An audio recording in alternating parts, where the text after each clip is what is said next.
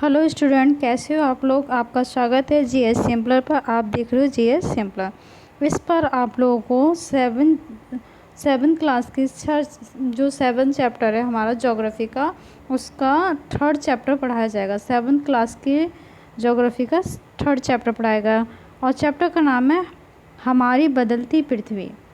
तो बेटा बच्चों, आप लोगों को मैंने पहले पढ़ाया कि हमारी जो पृथ्वी है वो चपटी है। ठीक है, इसमें क्या है कि हमारे ना बहुत सारे बल, जैसे बल होते हैं, आंतजनिक बल, बाह्यजनित बल। जो आंतजनिक बल होता है तो अंदर से हलचल करता है, तो हम जब अंदर से हलचल करता है तो हमारे जो पृथ्वी में जब हलचल होती है तो भूकंप आती है या भी सुनामी आती है। तो इस तारीख की सारी घटनाएं किसकी वजह से होती है? हमारे अनजनित बल से। तो आप लोगों को अब इस तरीके से देखो, तो इस जिसे कि थोड़ा सा बताया जाएगा। देखो, तो जैसे स्थल मंडल अनेक प्लेटों से विभाजित है। ठीक है, तो अनेक प्लेटों से क्या है? विभाजित है। स्थल मंडलीय प्लेट कहलाते हैं। उन्हें कौन सी प्लेट कहते हैं? स्थल मंडलीय प्लेट। स्थल मंडल अनेक प्लेटों में विभाजित है, जिन्हें स्थल मंडलीय प्लेट कहते हैं। जो अनेक प्लेटों से विभाजित होती है उसे कौन सी प्लेट कहते हैं? स्थल मंडलीय प्लेट। अगर क्वेश्चन आए कि स्थलीय मंडलीय प्लेट किसे कहते हैं, जो अनेक प्लेटों में विभाजित होती है उन्हें स्थल मंडलीय प्लेट कहते हैं।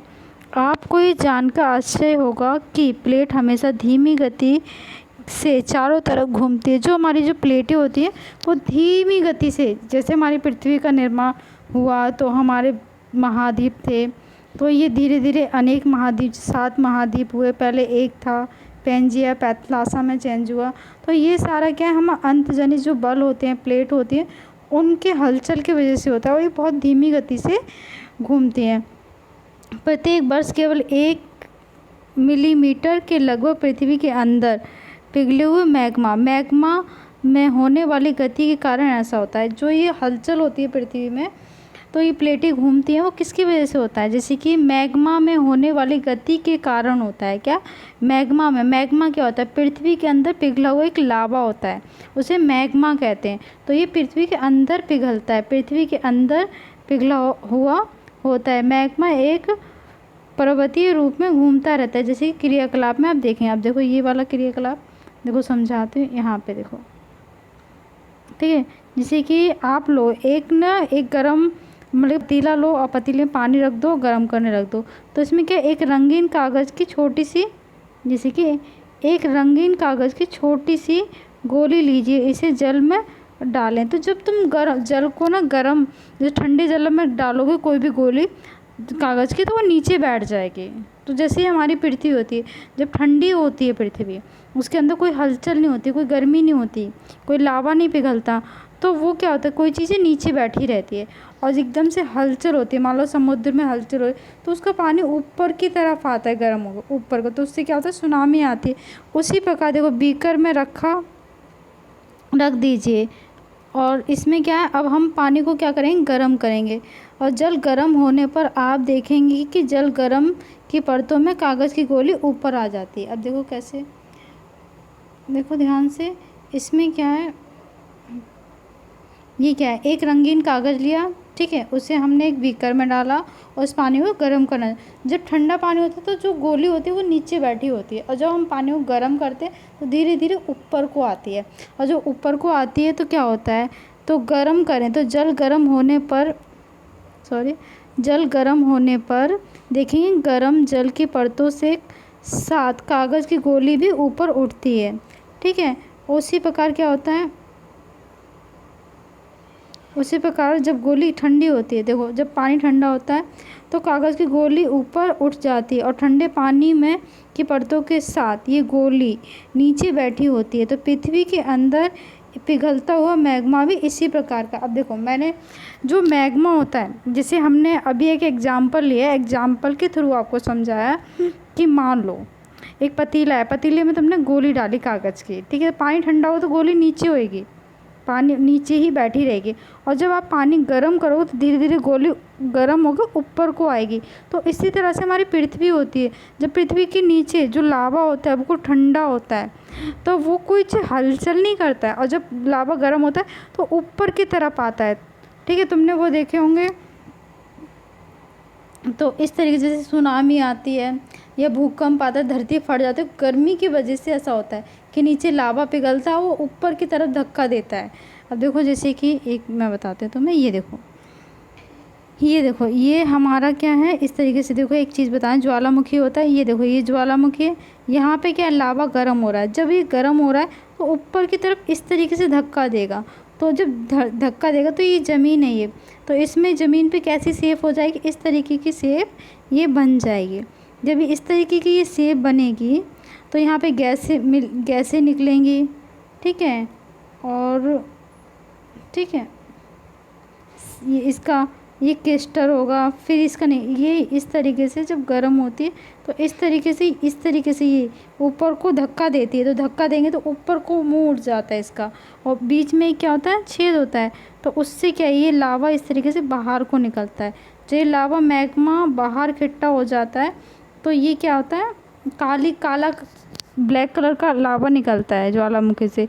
तो ये मेंटल के अंदर से निकलता है, किससे, परपटी से। परपटी ऊपर की जो परत होती है उसी में से ही निकलता है। अगर समुद्र में निकलता है तो क्या होता है, सुनामी आती है। तो ये सारी चीज़ें होती है। अब देखो आगे थोड़ा सा, ये चीज़ मैंने आपको समझाए क्या चीज़ें। ठीक है, ये चीज़ें पढ़ी। तो ऐसी पृथ्वी में दो तरह के बल होते हैं, एक आंतजनित बल, एक बाह्य जनित बल। जो आंतजनित बल होता है वो अंदर से प्रभावित करता है, अंदर की तरफ। देखो प्लेटों की कई गति के कारण, देखो इसमें देखा, प्लेटों की इस गति के कारण पृथ्वी की सतह में परिवर्तन होता है। तो दो बल होते हैं, एक आंतजनित बल और दूसरा होता है बाह्य जनित बल। अब देखो, बल पृथ्वी के आंतरिक भाग में घटित होते हैं, उन्हें आंतजनित बल कहते हैं। ये क्वेश्चन आते हैं, जैसे कि आंतजनित बल कहते हैं जो पृथ्वी के अंदर के भाग को प्रभावित करते हैं उसे आंतजनित बल कहते हैं, और जो पृथ्वी के बाहर से प्रभावित करते हैं उसे बाह्य जनित बल कहते हैं।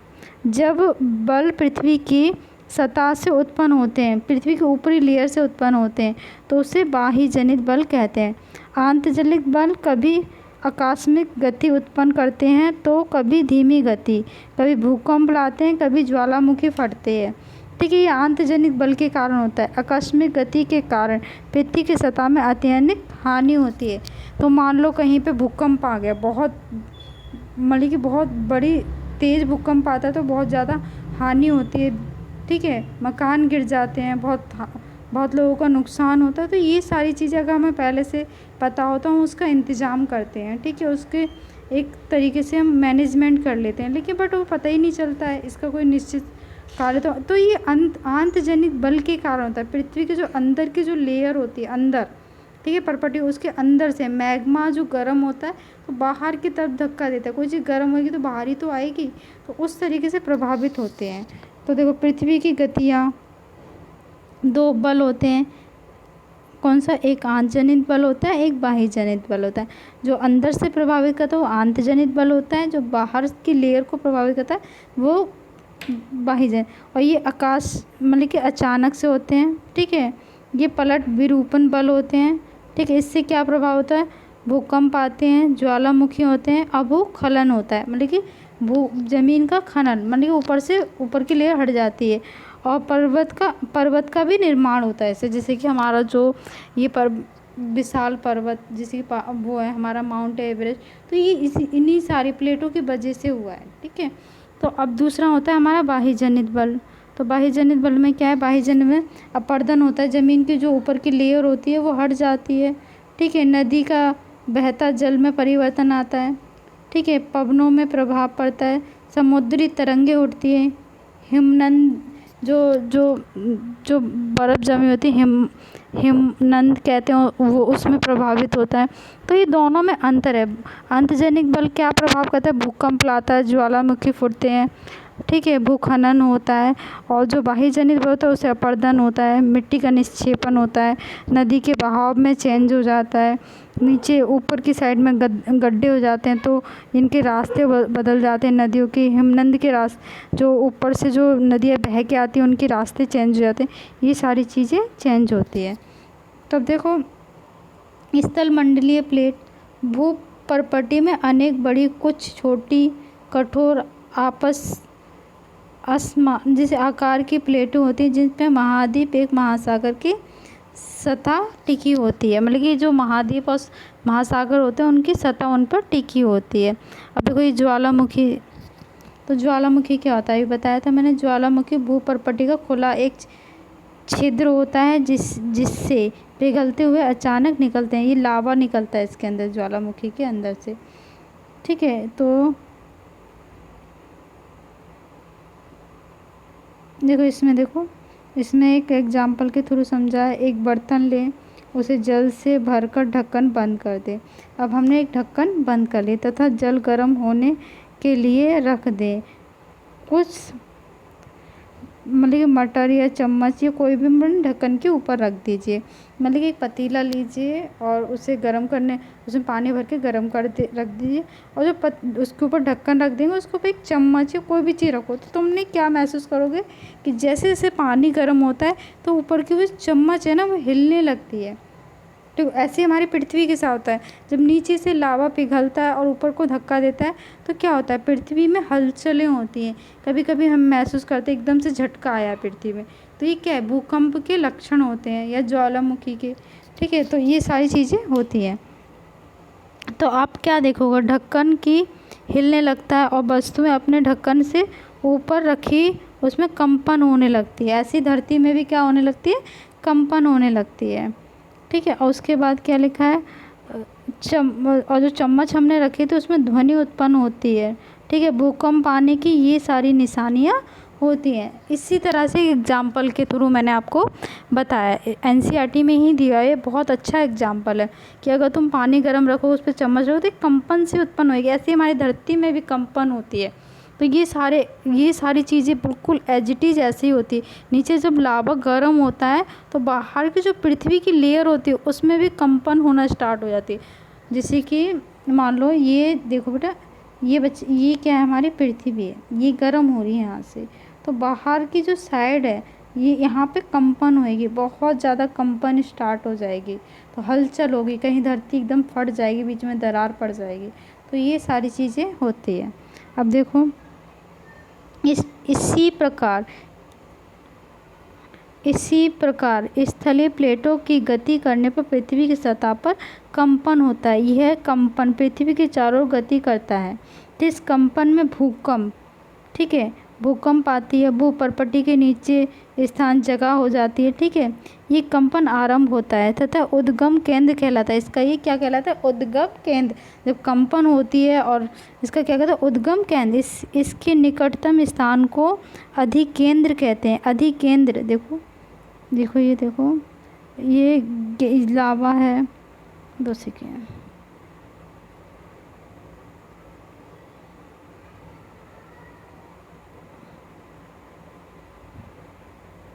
ठीक है, जब कंपन होती है उसे उद्गम केंद्र कहते हैं। इसके निकट स्थान को अधिकेंद्र कहते हैं। अधिकेंद्र से कंपन बाहर की ओर तरंगे के रूप में उद्गम होती है। अधिकेंद्र निकटतम भाग में सर्वाधिक हानि होती है एवं जो इसके बिल्कुल नज़दीक होता है वहाँ पे सबसे ज़्यादा हानि होती है, और दूर बढ़ने के साथ साथ कंपन तीव्र गति से धीरे धीरे कम होती है। अब देखो ये क्या लिखा है, भूकंपी की तरंगे 3 प्रकार की होती है। पी तरंगे, ठीक है, एस तरंगे और एल तरंगे। तो भूकंप की कितने प्रकार की तरंगे होती है, 3 तरह की होती है। ठीक है, पी तरंगे, एल तरंगे, ठीक है, एस तरंगे, एल एस तरंगे। ठीक है, ये 3 तरह की तरंगे होती हैं। अब देखो इस चित्र के अकॉर्डिंग, अब देखो भूकंप तरंगे की सभी दिशाएं बाहर की ओर होती हैं। अब देखो ये इसे अधिक केंद्र कहते हैं। जो ये वाला भाग होता है या जहाँ से स्टार्ट हो रहा है वो अधिक है, और ये प्लेटें होती हैं ये, ठीक है, इस तरीके से। तो हमारी जो उद्गम केंद्र, ठीक है, वह स्थान जहाँ पर भूकंप उत्पन्न होता है वह भूकंपीय ऊर्जा से उद्गम केंद्र कहलाता है। क्या कहलाता है? उद्गम केंद्र कहलाता है। तो जैसे कि वह स्थान जहाँ पे भूकंप उत्पन्न होता है, जहाँ भूकंप उत्पन्न होता है, जहाँ भूकंप क्या होता है? उत्पन्न होता है, वह कंपी ऊर्जा, जहाँ पे ऊर्जा उत्पन्न होती है, वह केंद्र क्या कहलाता है? उद्गम केंद्र कहलाता है। ये क्या है? उद्गम केंद्र है हमारा। क्या है ये? उद्गम केंद्र। जहाँ से भूकंप उत्पन्न होगा उसे उद्गम केंद्र कहेंगे। भूकंप का क्या कहेंगे? उद्गम केंद्र।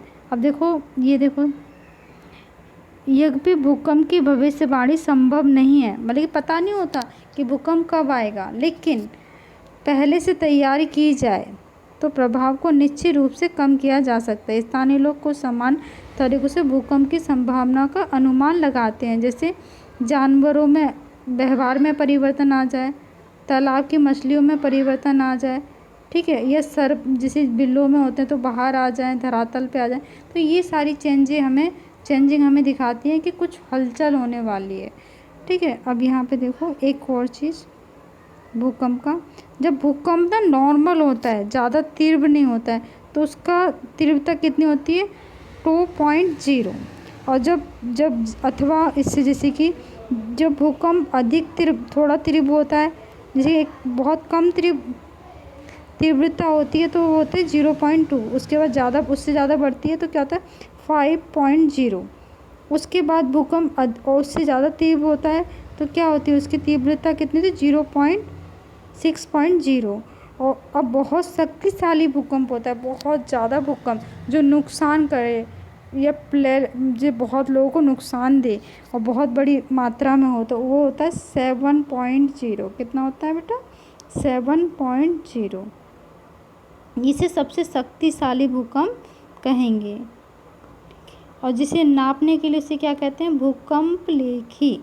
भूकंप से बचाव के तरीके, रसोई घर है तो उसके जैसे कि इसमें क्या है? भूकंप के बचाव के तरीके क्वेश्चन में 7th क्लास में आ जाता है।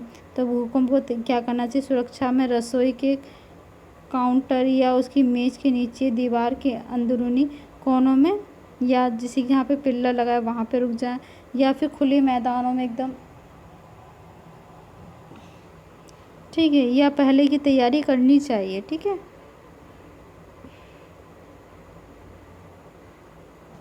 मुख्य स्थल आकृतियाँ, जैसे कि देखो विश्व में हजारों छोटे जलप्रपात हैं। सबसे ऊंचा जलप्रपात दक्षिण अमेरिका में। कहाँ पे सबसे ऊंचा जलप्रपात कहाँ पे?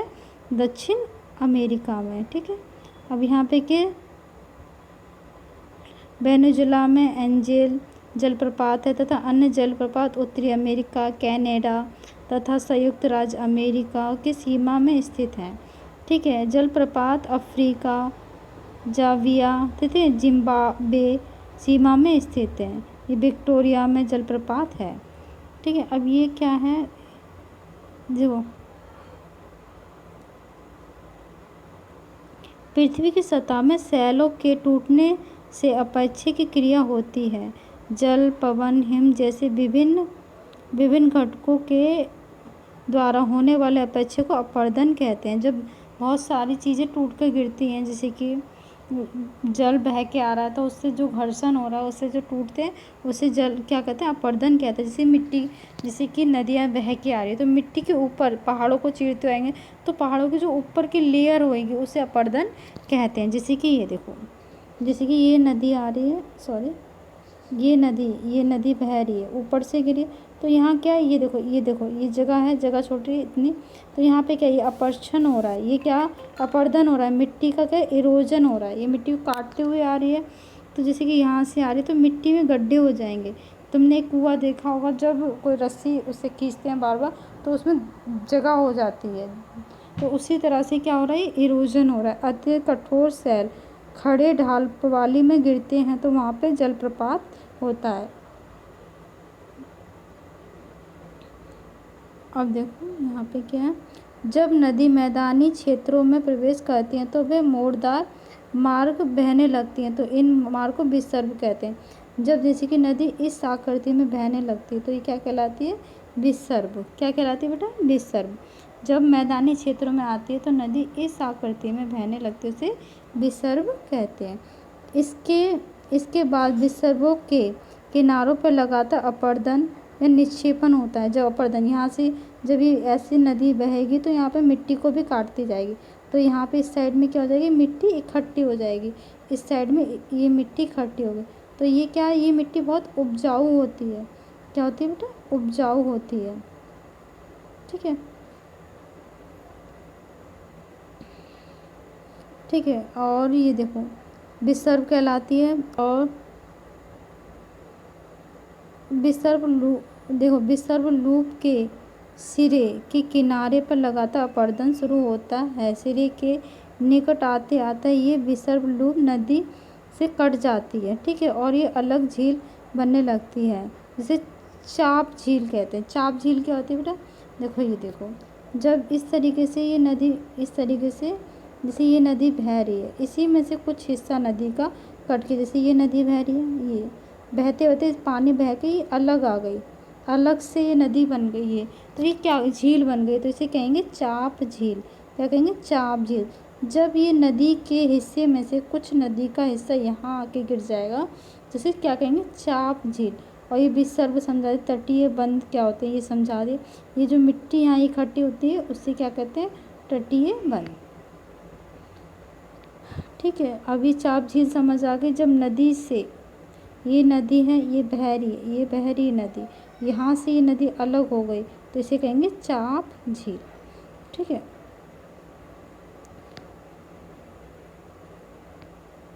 महीन मिट्टी के अन्य पदार्थ का निक्षेपण करती है, ऐसी मिट्टी पदार्थों का अवसाद कहते हैं। इसे समतल या बाढ़ग्रस्त मैदान के निर्माण में होता है, ये तटबंध कहलाते हैं। ये जो मिट्टी यहाँ पे, ये मिट्टी छोड़ दी नदी ने इस साइड और बीच में जगह कर ली, तो ये तट क्या कहलाते हैं? ये तटबंध कहलाते हैं। नदी अनेक धाराएं विभाजित होती रहती हैं। जैसे कि ये देखो नदी की, देखो नदी जैसे कि ये नदी इस रफ्तार में भेज, ये देखो सॉरी, ये नदी इस तरीके से बह रही है। अब इस नदी से ऐसे ऐसे ऐसे ऐसे इस तरीके से बहने लग जाती है पत्ती की आकृति में, तो ये कहलाती है वृत्तिका। क्या कहलाती है? वृत्तिका। ये नदी इतनी धीमी गति होती है कि ये अपने साथ लाए मलबे के निक्षेपण करने लगती है। ये प्रत्येक वृत्तिका अपने मुहाने पर निर्माण करती है। तो यहाँ पे जब ये नदी बह रही है तो यहाँ पे क्या कर रही है? ये डेल्टा का निर्माण कर रही है, डेरा, ये डेल्टा। तो यहाँ से क्या होता है? मैदानी क्षेत्रों का भी निर्माण होता है और हमारे पास यहाँ मिट्टी इकट्ठी हो जाती है, डेल्टा। तो ये डेल्टा होता है बहुत उपजाऊ होता है कृषि के लिए। ठीक है, ये अपने मुहाने पे साइड में इकट्ठा कर देती है। अब एक और चीज़ देखो बेटा, देखो जब ये जो दिख रहा है, ये गुफा का क्षेत्र, जब बराबर मतलब कि समुद्र की नदी है, तटीय मेहराब, बार बार पानी लगता है तो ये छोटा सा छिद्र हो जाता है। यहाँ पे ये देखो छोटा सा छिद्र हो गया, तो ये समुद्री गुफा कहलाती है। और जब इसमें बहुत बड़ा छेद हो जाता है, एक इस आकृति का छेद बना लेता है, इस आकृति का, तो ये तटीय मेहराब कहलाता है। तो इसी चीज़ को ये लिखा, देखो समुद्री तरंग अपरदन निक्षेपण तथा स्थल आकृतियाँ बनाती हैं। समुद्री तरंगें लगातार सैलों से टकराती, सैल यानी पत्थर से टकराती है। ठीक है, दरार विकसित होती है, ये समुद्री गुफा कहलाती है। क्या कहलाती है ये बताइए? ये रही समुद्री गुफा कहलाती है। और जब उसके बाद क्या होता है कि जब बार बार टकराती है तो ये छेद खूब बड़ा सा ये रास्ता जैसा बना लेती है, उसी को कहते हैं समुद्री गुफा कहते हैं।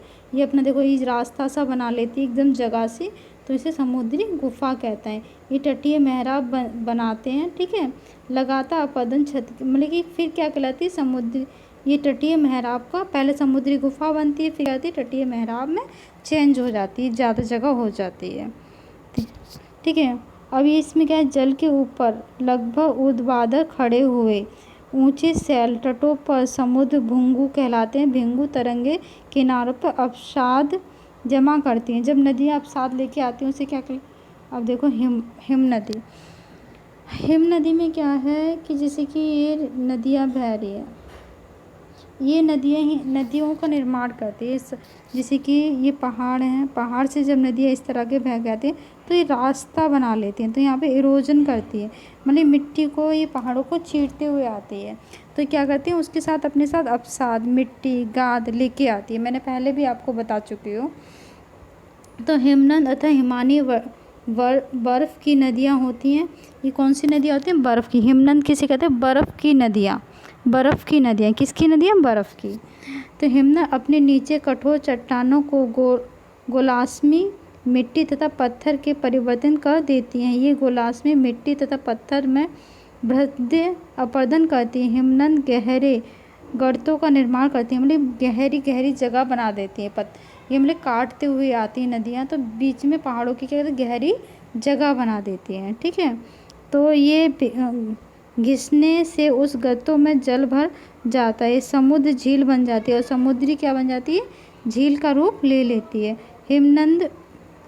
हिमनद के द्वारा लाए गए पदार्थ जैसे कि बड़े बड़े सैल, रेत, ठीक है, तटछद मिट्टी निक्षेपण आदि को हिमनद हिमोद कहते हैं। जो इसके साथ ये बीच में बहा के लाती है नदियाँ, तो उसे क्या कहते हैं? हिमोद।